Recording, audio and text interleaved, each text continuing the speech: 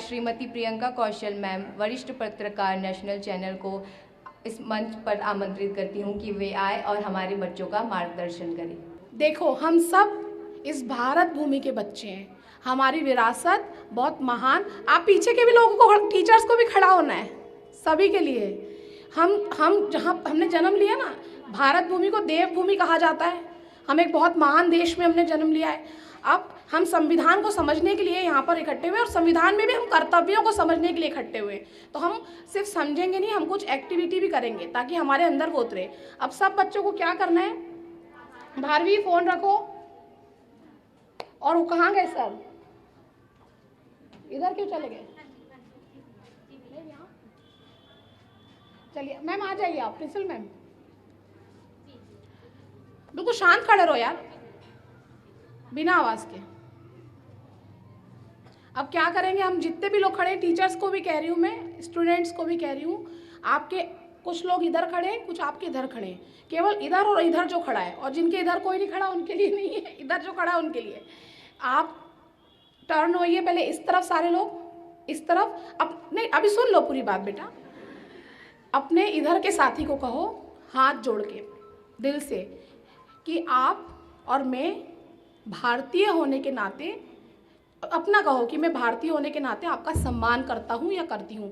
अपने साथी को बोलो, जैसे बोलिए मैम, आप भारवी को बोलिए कि, बोलिए मन में बोलिए, जोर इतना बोलिए कि उसको सुनाई दे, उसी को सुनाना है कि मैं भारतीय होने के नाते आपका सम्मान करती हूँ। बोलो, दूसरे तरफ भी बोलो, दोनों तरफ के लोगों को बोलो, और जो आपस में 2 बार बोल लो। टीचर्स ने बोला पीछे एक दूसरे को। चलो बस शांति से बैठ जाओ।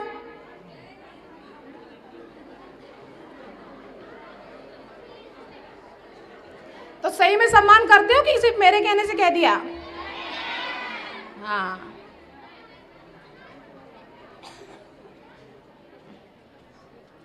अब सारे बच्चों से यही अपेक्षा है कि वो शांतिपूर्वक बात सुनेंगे। मैं बहुत जल्दी बात खत्म करूंगी, लंबा कोई भाषण लेक्चर नहीं है, छोटी छोटी आपस की बातें करेंगे बस।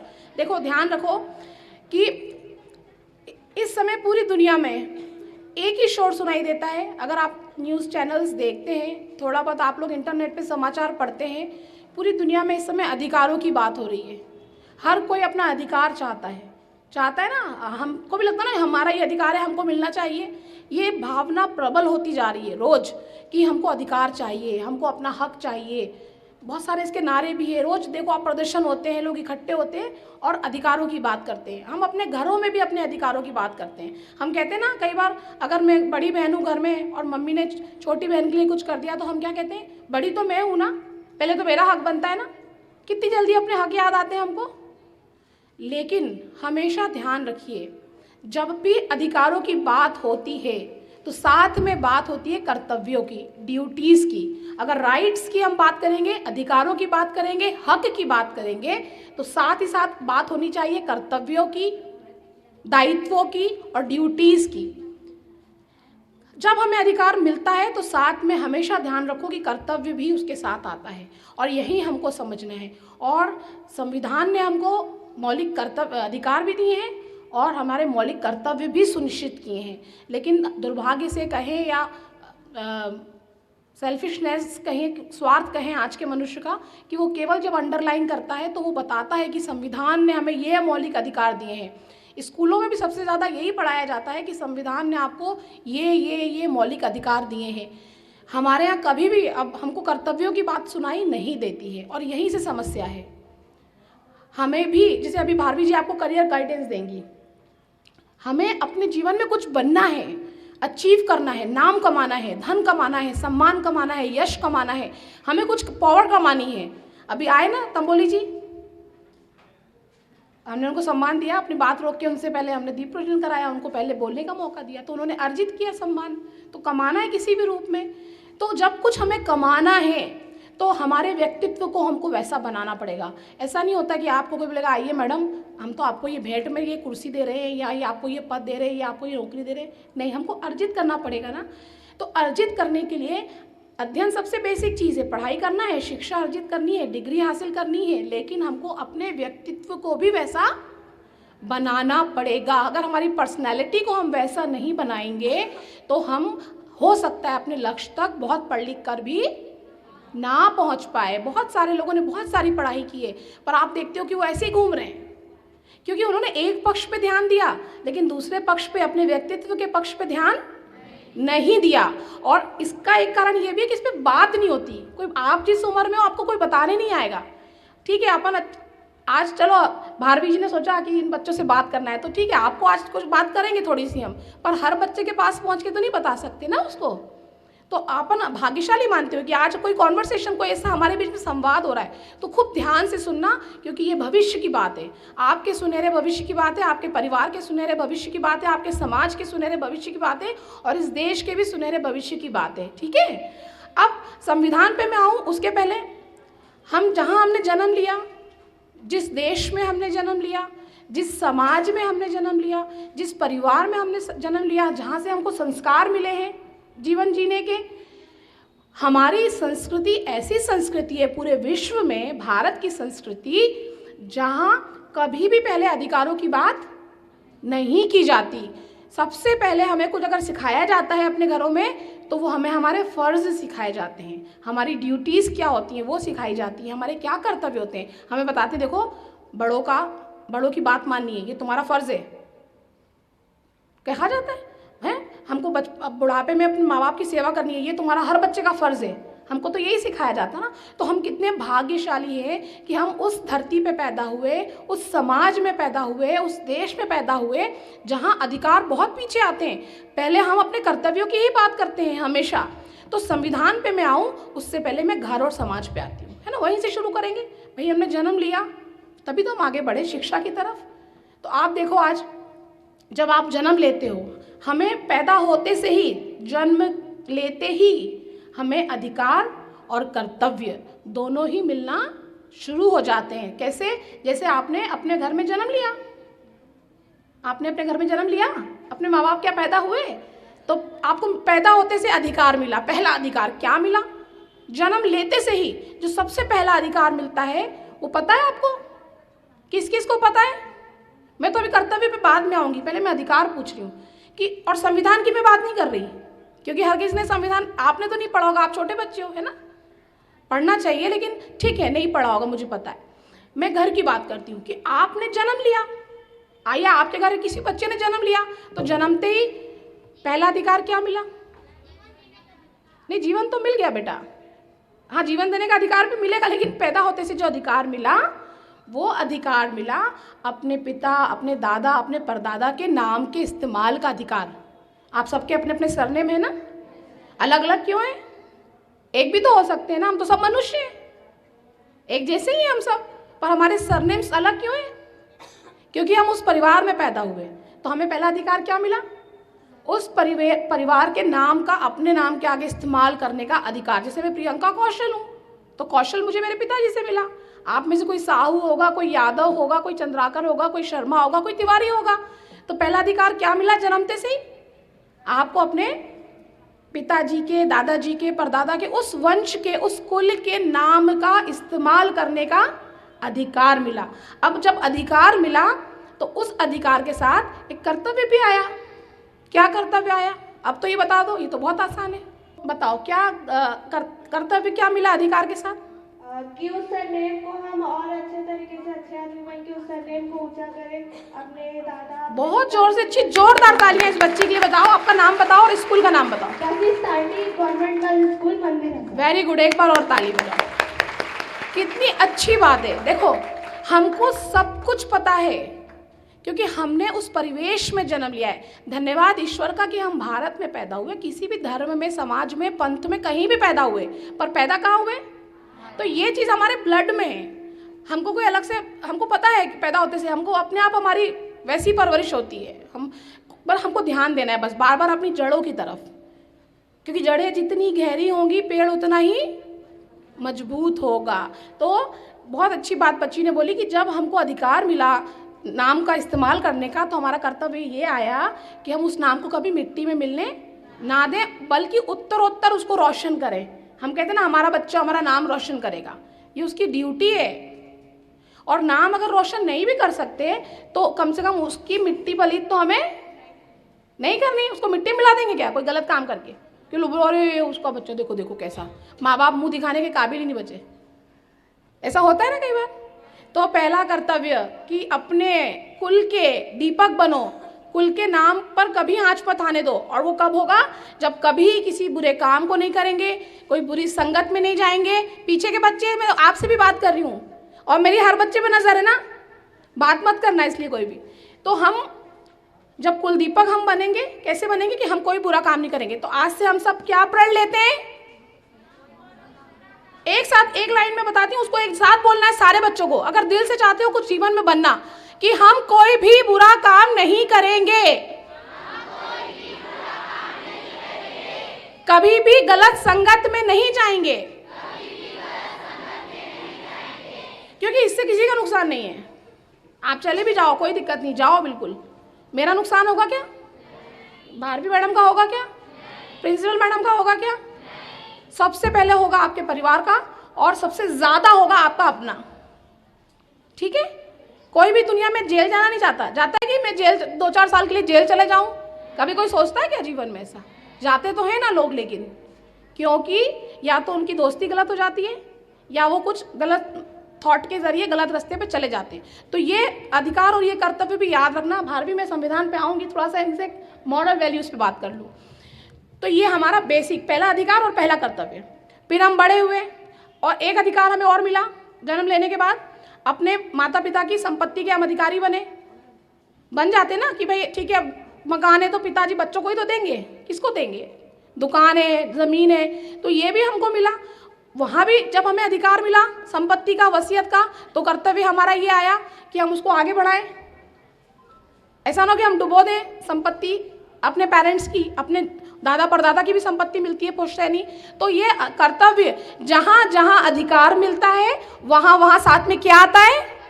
कर्तव्य आता है। आप बड़े हुए, आप स्कूल आ गए, एजुकेशन मिली, शिक्षा का अधिकार मिला, आपको मिला शिक्षा का अधिकार।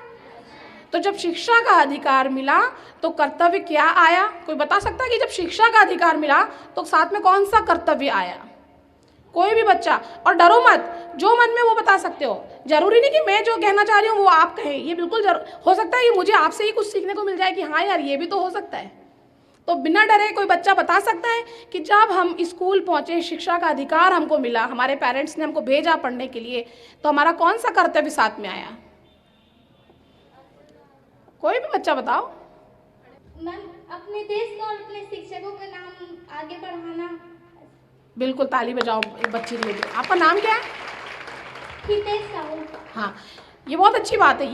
लेकिन एक कर्तव्य और आता है कि जब आप शिक्षित हो रहे हो तो आप दूसरों को भी शिक्षा, दूसरों तक भी आपको पहुंचानी है। और शिक्षा सिर्फ स्कूलों में पढ़ा के या कॉलेज में जाके पढ़ा के नहीं मिलती, शिक्षा किसी भी रूप में मिल सकती। जैसे मैं आ गई ना आपके बीच कुछ बताने, आपसे शेयर करने, आप अपने घर में शिक्षित कर सकते हैं किसी को, मम्मी को कुछ सिखा सकते हैं नया, पापा को कुछ नया बता सकते हैं, अपने छोटे भाई बहनों को कुछ सिखा सकते हैं, अपने आस में, पड़ोस में, अपने गांव में, अपने मोहल्ले में, कहीं भी आपको ये अच्छी ज्ञान की बात बता सकते हैं। तो जब हम शिक्षित होते हैं तो हमारे साथ साथ हमारा समाज, हमारा परिवार भी शिक्षित होना चाहिए। स्वतः आना चाहिए कि मैं कौन सा ज्ञान लोगों में बांटूं, मेरे पास कुछ है तो मैं लोगों को पहुंचा दूं वहाँ तक। और वो जो बच्ची बोली वो भी बहुत अच्छी बात बोली कि शिक्षा अगर हम अर्जित कर रहे हैं, हमें एक अधिकार मिला पढ़ने लिखने का, तो अपने गुरुओं का, अपने स्कूल का, सबका नाम हमको रोशन करना है, ये भी हमारा एक कर्तव्य है। अगर एक भी बच्चा कोई ऐसा काम करता है तो पूरा प्रदेश जानता है कि अच्छा आरंग का स्कूल, सरकारी स्कूल, वहाँ का बच्चा। और आज आप देखो, पहले के ज़माने में भी सरकारी स्कूलों का इतना महत्व था कि एडमिशन नहीं मिलते थे।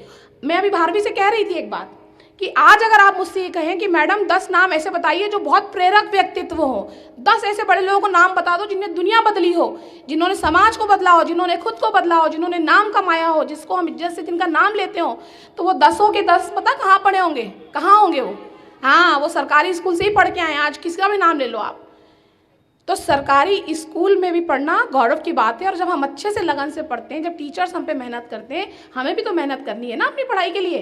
वो भी हमारा कर्तव्य है कि हम खूब दिन रात पढ़ें और केवल लक्ष्य हमारा पढ़ाई का हो जब हम पढ़ रहे हों, क्योंकि जीवन में बहुत कुछ करने को मिलेगा, पढ़ने को दोबारा तुमको नहीं मिलेगा। इसलिए पढ़ाई के महत्व को जान के, उस कर्तव्य को समझ के खूब पढ़ो, ये भी कर्तव्य है कि मुझे पढ़ना है।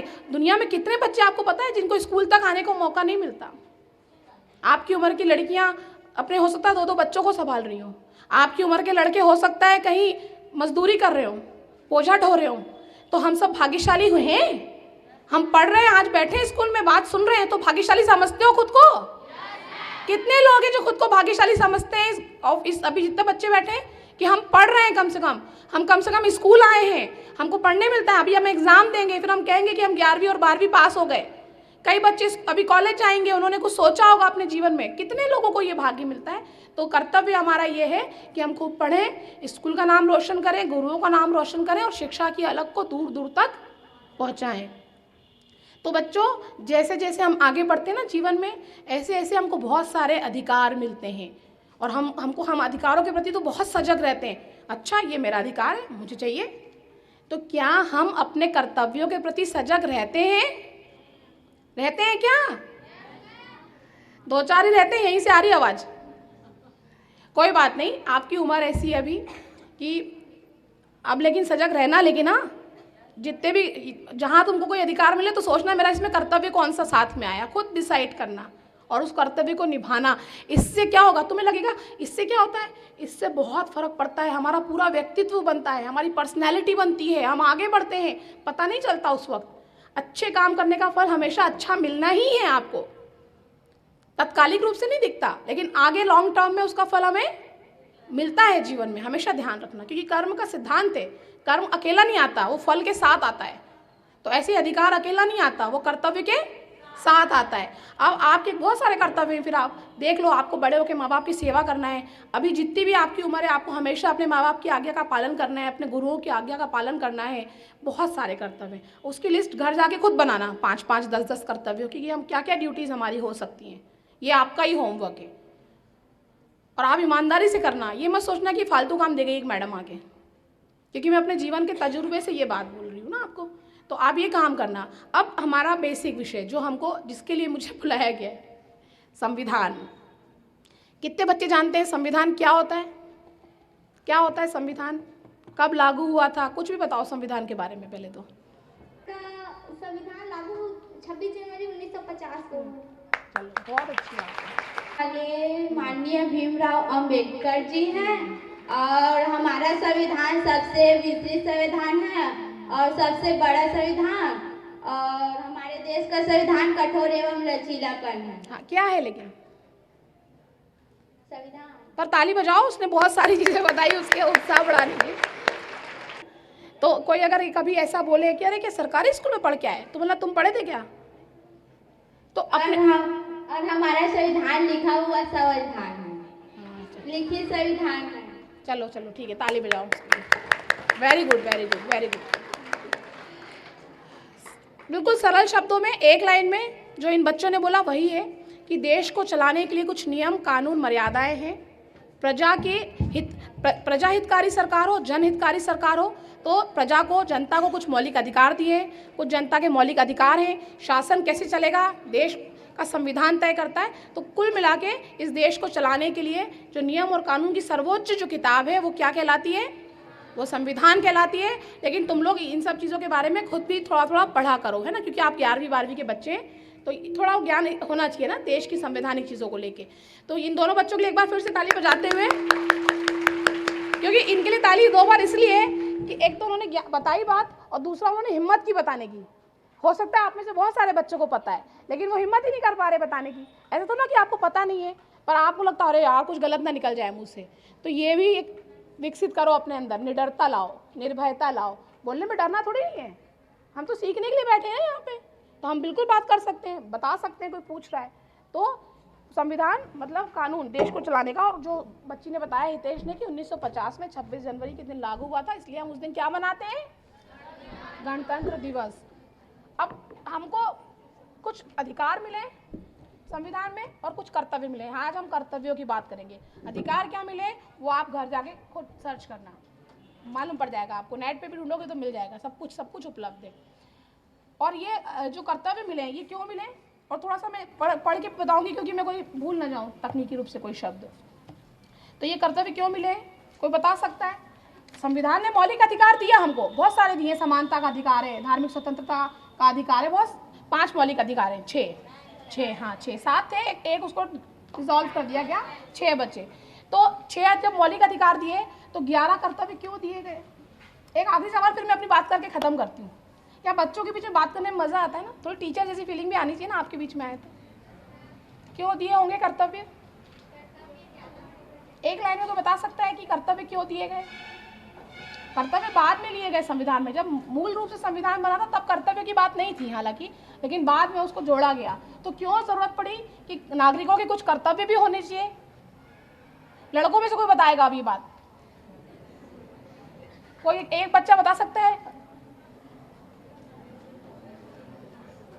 अरे तो इतने से तो अपन अधिकार और कर्तव्य की बात ही कर रहे हैं, यही तो बात है, और क्या बात है? बता सकते हो?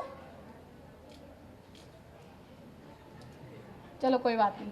देखो, इसलिए ये कर्तव्य सुनिश्चित किए गए देश की तरक्की के लिए, हमारी देश के प्रति भाव को प्रदर्शित करने के लिए, जिसको हम देशभक्ति भी कहते हैं, राष्ट्र प्रेम कहते हैं, राष्ट्रवाद कहते हैं।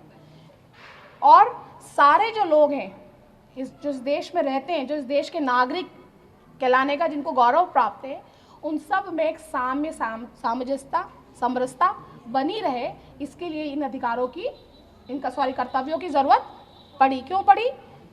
देश की तरक्की के लिए। और नागरिक देश के प्रति अपना भाव कैसे प्रकट करेंगे? उन कर्तव्यों के ज़रिए।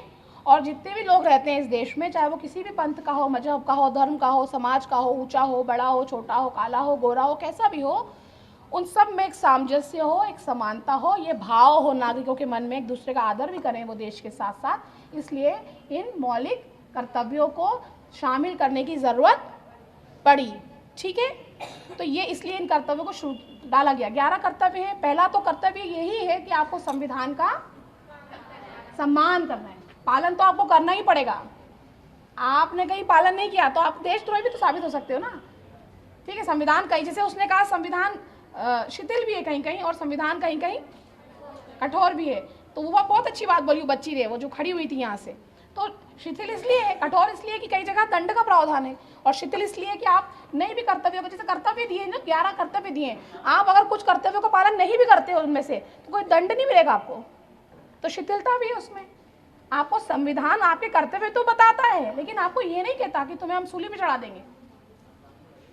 कुछ एक कर्तव्य तो ऐसे हैं कि आपने नहीं भी पालन किया तो आपको कोई फांसी नहीं दे देगा, वो आपकी बुद्धि पे, आपके विवेक पे छोड़ा गया है देने के बाद कि आप उसका पालन करते हैं या नहीं करते। लेकिन हमारा बुद्धि विवेक क्या कहना चाहिए कि हमको उसका पालन करना है। तो पहला जो कर्तव्य दिया है संविधान में वो यही है कि संविधान का सम्मान करें, क्योंकि सर्वोच्च पुस्तक है, उसके आधार पे हमारा जीवन चलता है। हमें इतने अधिकार मिले, हमको अभिव्यक्ति मिली, स्वतंत्रता मिली अभिव्यक्ति की। अगर हम कहीं बात कर रहे हैं, 4 लोग खड़े हैं, इकट्ठे होकर सभा कर रहे हैं, इकट्ठे हो रहे हैं, तो ये हमें स्वतंत्रता किसने दी?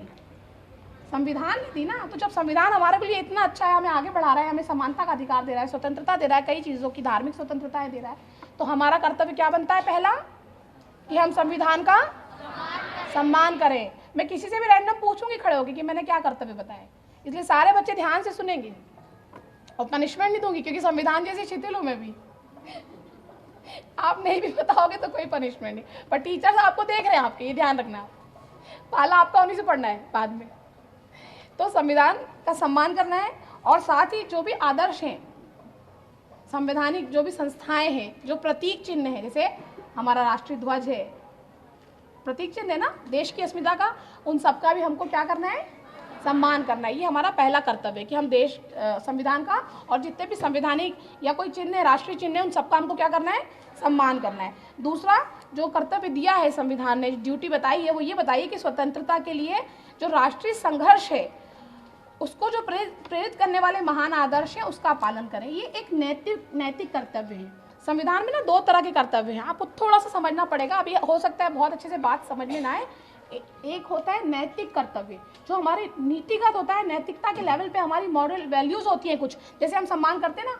जैसे मान लो अगर हम गांधी जी की बात करते हैं तो हमें क्या मन में भाव उपजता है? अगर महात्मा गांधी की मैं बात करूं, भगत सिंह की बात करूं, चंद्रशेखर आज़ाद की बात करूं, तो आपके मन में सहज सम्मान आता है ना उनके प्रति।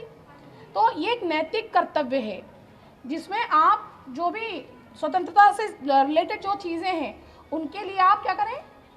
हाँ, जो आदर्श है उसका वो पालन करें। तो जितने भी आदर्श हमारे लिए छोड़े गए हैं उनका हमको पालन करना है। वो बहुत छोटी छोटी चीज़ें हैं, है ना। तो ये हमारा दूसरा कर्तव्य है। तीसरा क्या है? भारत की संप्रभुता, एकता और अखंडता को बनाए रखना और उसकी रक्षा करना। तो आप संप्रभुता, एकता, अखंडता का मतलब समझते हैं? समझते हैं?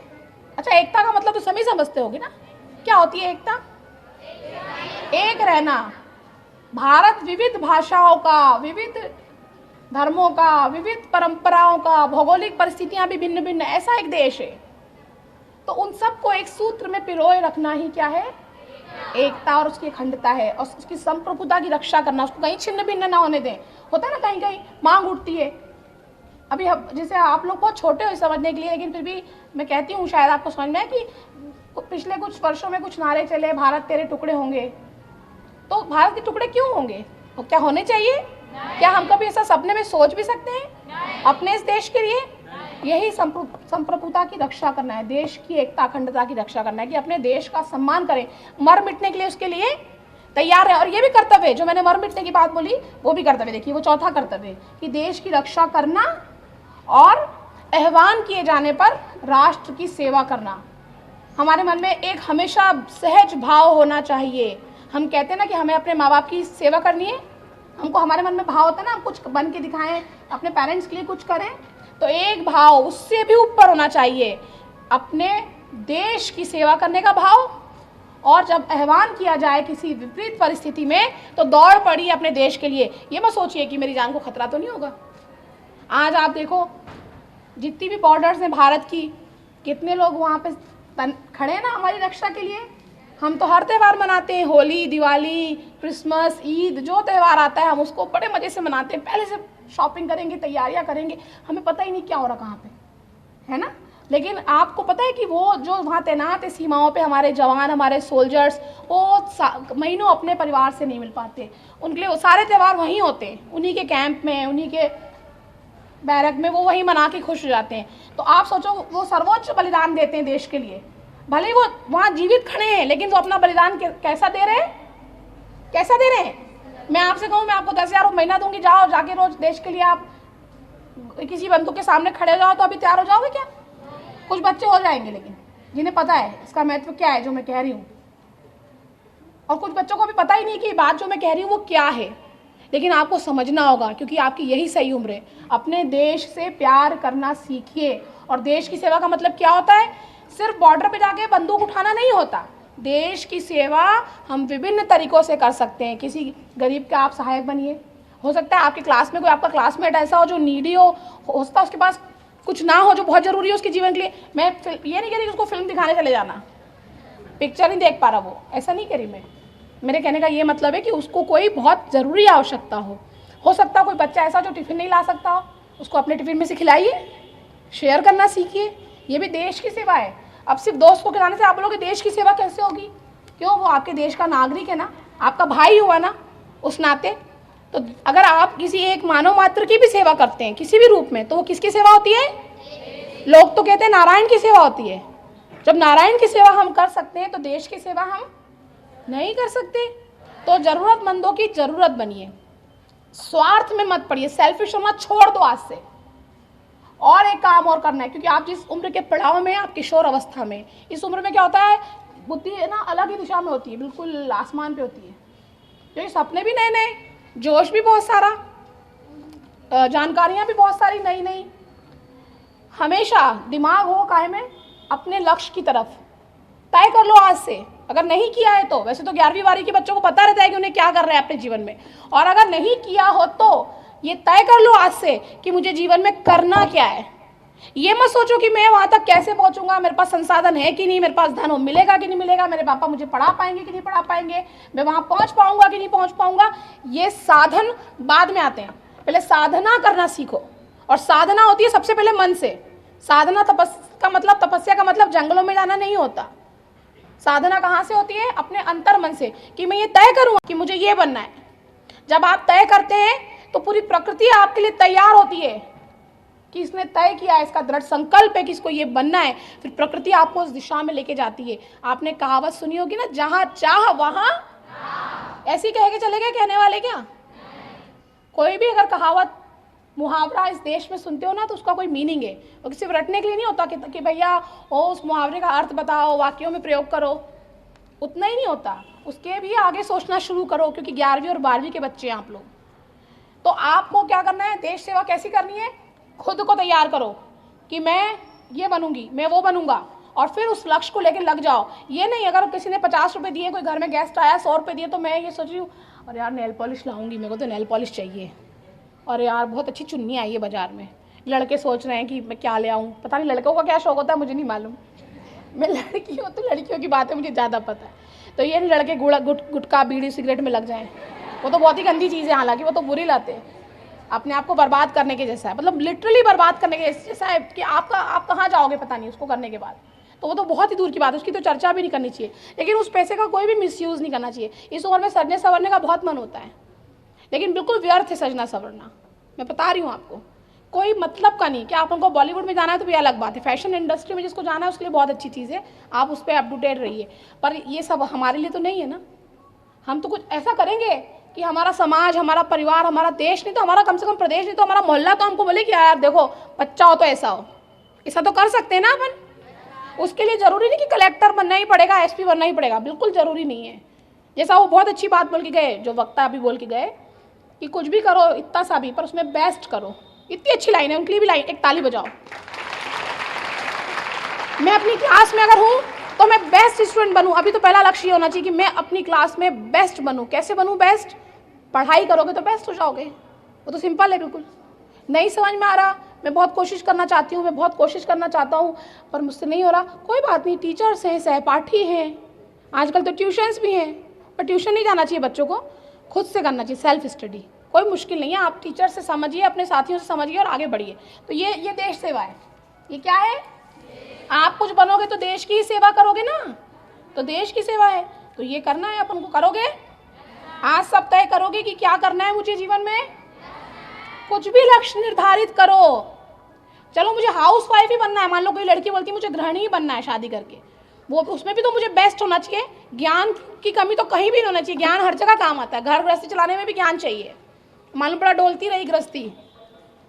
लेकिन ये लक्ष्य नहीं होना चाहिए, लक्ष्य तो कुछ ऐसा रखो कि मुझे कुछ करना है, भले मैं टीचर बनूं, जैसे नर्सिंग कॉलेज से भारवी जी आई तो मैं एक नर्स बन के देश की सेवा करूं।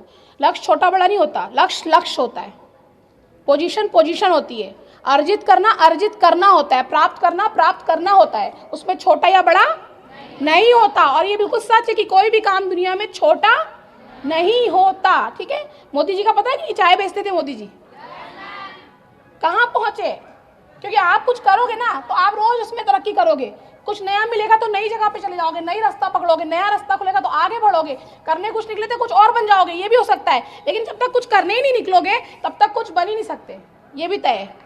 तो करने तो निकलना पड़ेगा ना, तो ये करना है। फिर पांचवा कर्तव्य क्या है, भारत के लोगों में समरसता, समान भ्रातृत्व की भावना का निर्माण करना, धर्म, भाषा, प्रदेश या वर्ग आधारित कोई भेदभाव नहीं करना, और साथ में ऐसी प्रथाओं का त्याग करना जो महिलाओं के सम्मान के विरुद्ध है। ये थोड़ा पांचवा वाला लंबा कर्तव्य। क्या कर्तव्य है कि समरसता का ध्यान रखिए, कोई भेदभाव मत कीजिए, ऊंचा नीचा बड़ा छोटा कुछ नहीं होता, सब एक समान है। अमीरी गरीबी का भेद मिटाइए, धर्म, भाषा, जाति, पंथ का भेद मिटाइए, और ऐसी प्रथाओं का विरोध कीजिए जो महिलाओं के विरुद्ध है। हालांकि हम सब लोग, जैसे मेरी पीढ़ी भी और आपकी पीढ़ी भी, बहुत भाग्यशाली हैं कि हमने ऐसी कोई प्रथा नहीं देखी या ऐसा कोई भेदभाव नहीं देखा। मतलब बहुत कम लोग हो सकते हैं जिन्होंने देखा हो, लेकिन ज़्यादातर मुझे पता है इन बच्चियों में भी किसी ने भेदभाव नहीं देखा जो हमारी पिछली पीढ़ियों की महिलाओं ने या बच्चियों ने देखा होगा। तो हम सब क्या हैं, भाग्यशाली हैं। तो इस भाग्य का हमें फ़ायदा उठाना है, आगे बढ़ना है, डट के मुकाबला करना है। और ख़ास तौर से जो हमारे भाई बैठे हैं वो इस बात का ध्यान रखें कि संविधान ने आपको कर्तव्य दिया है कि कभी भी महिलाओं के सम्मान में आपकी तरफ से कमी नहीं हो। कोई प्रथा का आप ऐसा समर्थन ना करें जो प्रथा महिलाओं के सम्मान को ठेस पहुंचाती हो। करेंगे भाई लोग? इधर देख के बोलो चश्मे वाले भैया, करोगे ना? सब बच्चे एक साथ लड़के बोलो कि हाँ हम करेंगे। अपनी माँ के सम्मान की रक्षा करेंगे, अपनी बहन के सम्मान की रक्षा करेंगे, अपनी पत्नी के सम्मान की रक्षा करेंगे। जो महिलाएं जीवन में आई, चाहे वो दोस्त हो, मित्र हो, सखी हो, उनके सम्मान की, हंसने की बात नहीं है, शादी तो करोगे ना, सबसे ज़्यादा तो अपमान पत्नियों को ही करते हैं पति, इतना पढ़ लिखने के बाद भी। तो नहीं करना है हमको, ये हमारा संविधान हमें कहता है, ठीक है। चलो आगे बढ़ते हैं, 6वें पे आते हैं। हमारी समग्र संस्कृति की समृद्ध विरासत के महत्व को हम समझेंगे और सुरक्षित करेंगे। जितनी भी हमारी विरासतें हमें मिली है, चाहे वो मॉन्यूमेंट्स ही क्यों ना हो, होता ना ताजमहल देखने गए और एक दिल बना के लिखा पिंकी लव चिंकी, ऐसा लिख के आ गए। कितनी जगह जाओ आप पुरानी ऐतिहासिक इमारतों पे, पता नहीं क्या क्या लिख के चले जाते हैं। अब कई जगह तो बैन हो गया, उतना पास जाके देख ही नहीं सकती अगली पीढ़ी, क्योंकि उन्होंने इतनी 12 बजा दी पहले आने वालों ने, उसका महत्व नहीं समझा। उसका सम्मान करो ना। तो कोई भी विरासत हो जो देश से जुड़ी हुई हो, संस्कृति हो, उस सबका हमको क्या करना है, उसका सम्मान करना है, संरक्षण भी करना है, बचाना है, उसको बचाना है कि नहीं आगे वाली पीढ़ियों के लिए, तो वो भी करना है। 7वां बहुत अच्छा कर्तव्य है। देखिए हमारी जो पूरी परंपराएं हैं भारत की, वो सब की सब प्रकृति और पर्यावरण के इर्द गिर्द घूमती हैं। आप देखो कितने सारे वार त्योहार कैसे, जैसे करवा चौथ आता है तो चांद की पूजा करने लगते हैं हम लोग। अभी मकर संक्रांति आ रही है तो हम किसकी पूजा करेंगे? कोई बता सकता है मकर संक्रांति में किसकी पूजा होती है?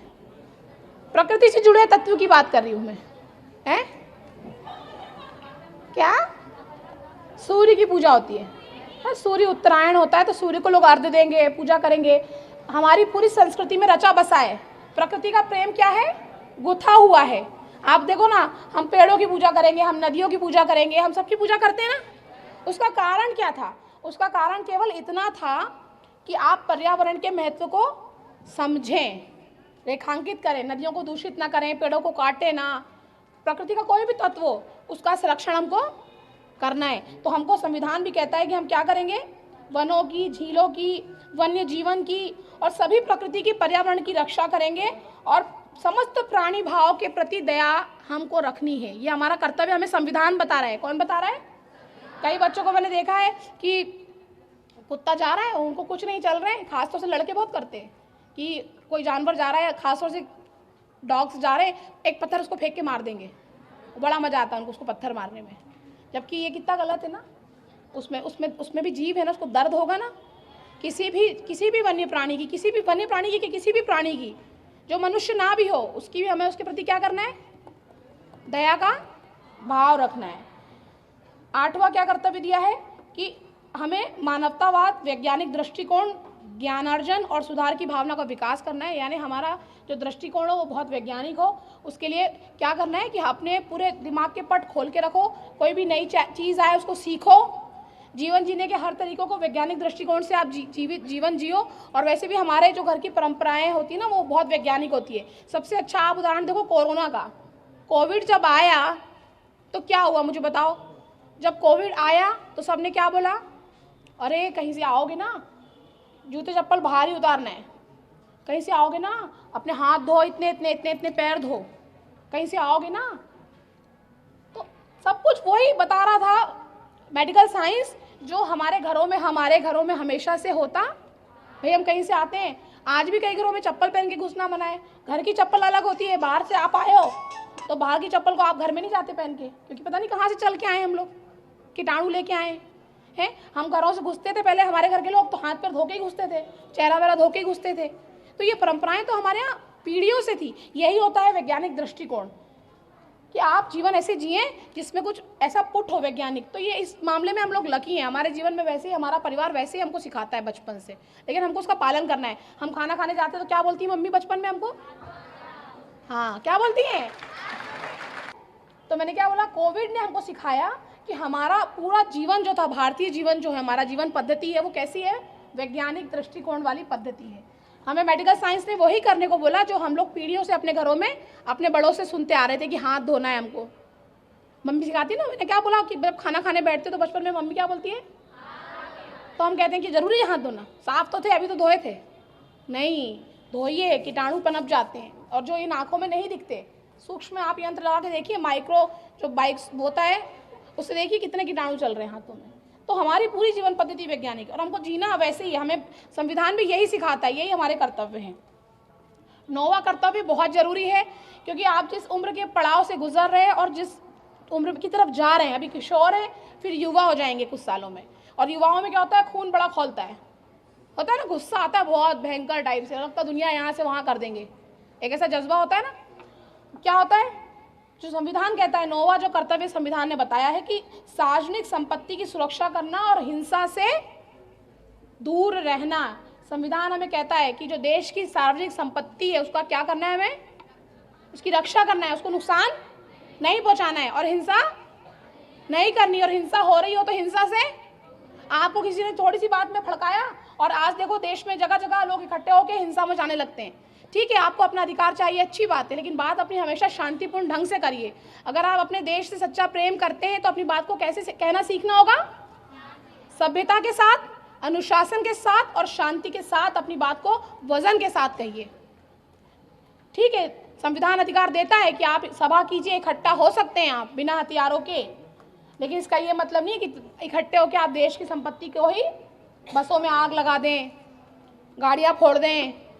कई लोग ट्रेन में सफ़र करते ना तो लाइट और पंखे भी ले जाते थे पहले वो लोग निकाल के, लिखा रहता है वहाँ पे, लिखना पड़ता है रेलवे को कि इसको संपत्ति को नुकसान ना पहुँचाएं, दंड है इसमें। क्यों लिखना पड़ता है?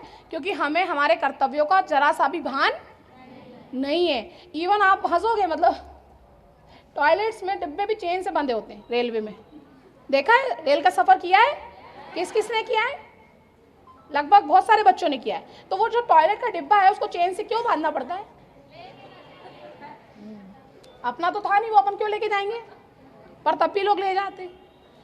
तो संविधान कहता है कि कभी भी सार्वजनिक संपत्ति का नुकसान नहीं करना है और हिंसा नहीं कहनी। कोई भी बात कहनी हो आप अपने अधिकार को बिल्कुल मांगिए, लेकिन बहुत शांति से, शालीनता से, अपने दायरे में रह के अपनी बात करना हमको। जब महात्मा गांधी अहिंसा के मार्ग पे चल के देश को आज़ाद करा सकते तो क्या हम अपने कोई बात को बहुत शालीनता से, शांति से, तमीज़ से कह के, अनुशासन में रह के नहीं मनवा सकते? क्या मनवा सकते हैं ना। उसका भी गहरा असर होता है, जितना गहरा मौन उतना ही वो ज़्यादा गहरा प्रभाव डालता है। ठीक है ना, तो हिंसा नहीं करनी है। 10वां कर्तव्य क्या है? व्यक्तिगत और सामूहिक गतिविधियों के सभी क्षेत्रों में उत्कृष्टता के लिए प्रयास करना ताकि राष्ट्र लगातार उच्च स्तर की उपलब्धि प्राप्त कर सके। क्या करना है हमको? मैंने कहा ना अभी आपको कि देश की सेवा कैसे करोगे। सबसे पहले आज ये लक्ष्य बनाओ कि मुझे जीवन में क्या करना है, क्या बनना है। अगर आप कुछ बन गए तो भी देश की ही सेवा होगी।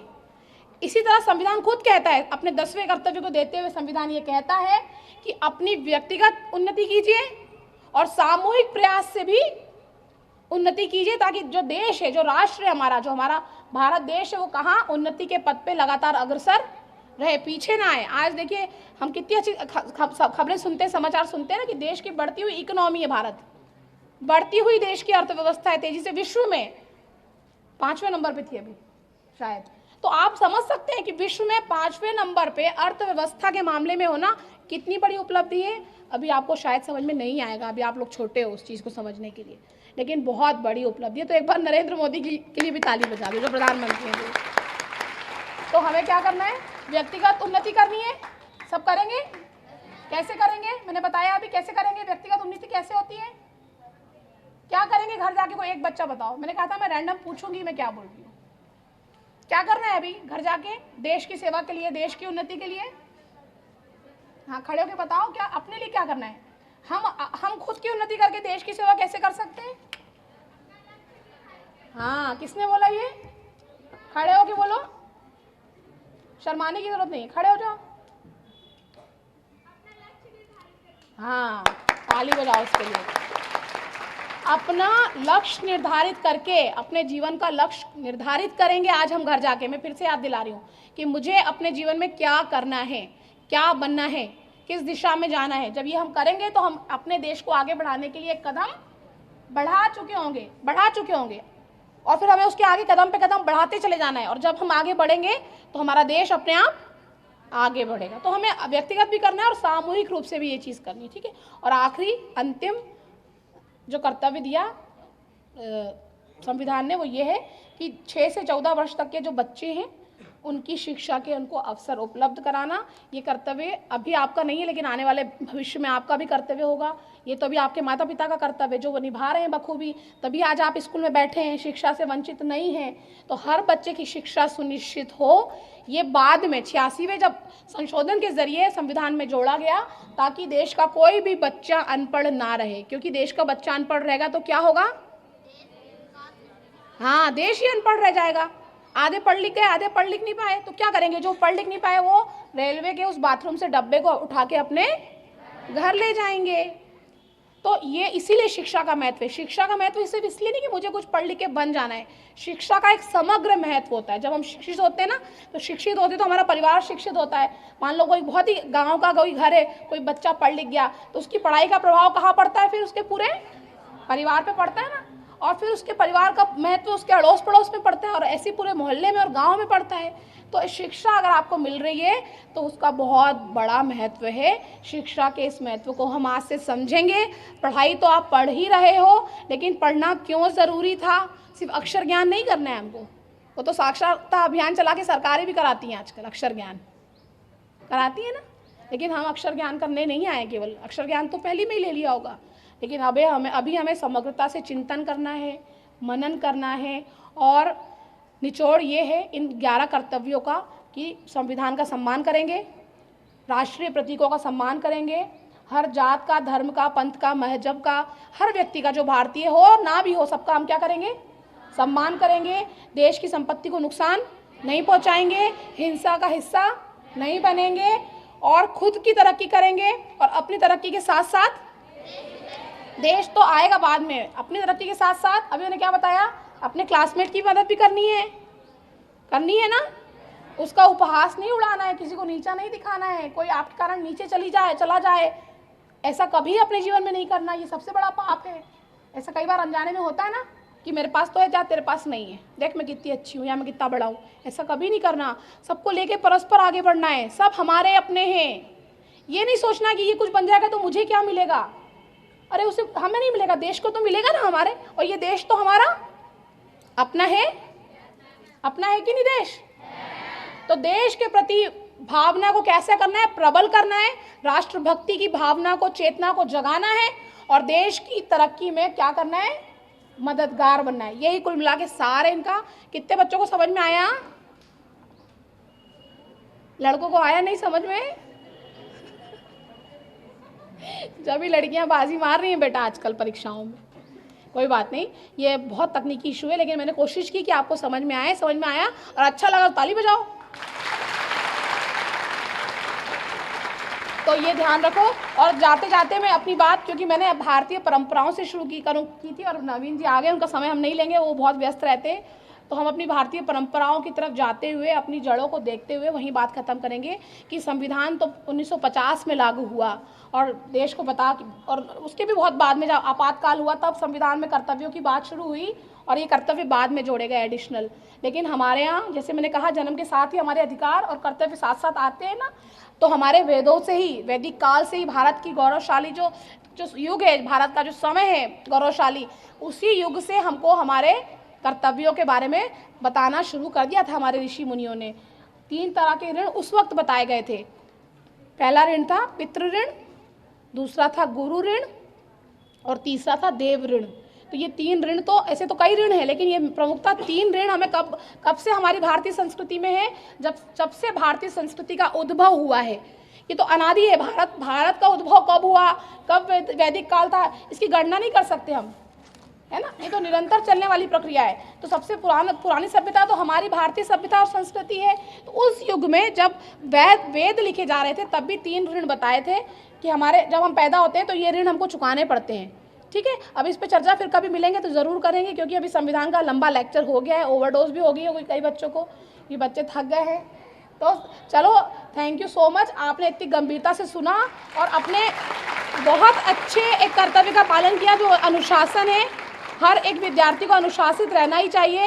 ये सहज हमारा एक ड्यूटी, हमारी कर्तव्य कि हम अनुशासन का पालन करें। जब हमारे प्रांगण में कोई आए तो हम उत्कृष्ट प्रदर्शन करें अनुशासन का, ताकि जब हम यहाँ से जाएं तो हम ये बोलें कि हम इतने अच्छे स्कूल में गए थे, इतने अच्छे बच्चे थे कि बहुत धैर्य से हमारी बात सुन रहे थे। तो एक ताली आप अपने लिए बजाइए। Thank you so much. और जाते जाते यही कहूँगी कि देश को सर्वोच्च और सर्वोपरि रखिए, और हमेशा एक लाइन हमारे अपने जहन में रखिए कि बिजलियां हमको डराती हैं, डरा लेने दो। ये किसके लिए है? ये नकारात्मक शक्तियों की बात है, जो भारवी जी बता रही थी ना कि ऐसा नाद करो वंदे मातरम का कि नकारात्मक शक्तियां थर थर कांपने लग जाएं। तो बिजलियाँ जब मैं कह रही हूँ तो ये उसी संदर्भ में कह रही हूँ जो नकारात्मक शक्ति हैं, जो देश विरोधी तत्व है, जो देशद्रोही तत्व हैं, उनके लिए। और भी विश्व में बहुत सारी शक्तियाँ हैं जो भारत को ऊपर उड़ता हुआ नहीं देखना चाहती, पर हर एक भारतीय का एक आम कर्तव्य है, परम कर्तव्य है कि देश हमेशा निरंतर आगे बढ़ता रहे। तो बिजलियाँ हमको डराती हैं तो डरा लेने दो, बिजलियाँ हमको डराती हैं तो डरा लेने दो। हम ना छोड़ेंगे चमन खाक में मिल जाने तक। अपने लहू का अंतिम कतरा भी देश को देंगे और अपने जीवन की अंतिम श्वास भी किसको देंगे? इस देश को देंगे। जय हिंद, वंदे मातरम, जय छत्तीसगढ़। ने हमारे बच्चों को इतने सहज एवं सरल शब्दों में मौलिक कर्तव्यों के बारे में बताया। शायद ही कोई मौलिक कर्तव्य या संविधान जैसे ऐसे विषयों को इतने सहज एवं सरल शब्दों में बच्चों को बता पाएगा। धन्यवाद मैम।